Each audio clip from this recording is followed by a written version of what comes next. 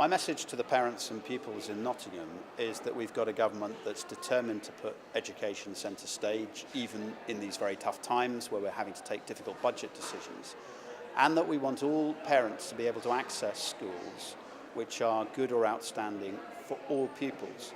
And I think in places like Nottingham there have been big improvements in some areas in recent years, but as we saw from the recent Ofsted inspection, there's still an awful lot more to do.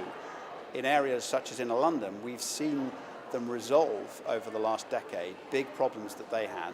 So we know it can be done, and now we want to see the improvements in areas such as Nottingham and right across the country. I'm absolutely delighted that Nottingham and many other parts of the country are taking on and setting up their own challenges. And by doing that locally, they can figure out what the challenges are that need to be addressed in their areas. They won't always be the same, and some of the lessons that might be learnt, for example, from the London challenge might be relevant in Nottingham, others won't be.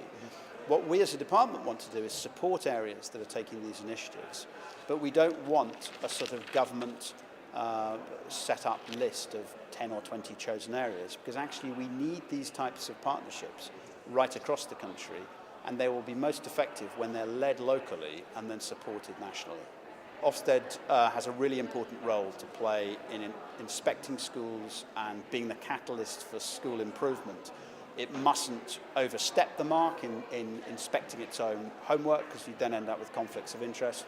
But I'm very pleased that we have in Sir Michael Wilshire a chief inspector for schools who is very proactive, who's very determined, who's led a school that has dealt with underperformance and disadvantage himself, so he knows what he's got to do, and he wants an organisation that will engage in and support schools and not just throw stones from the sidelines. That's exactly what Ofsted is now doing.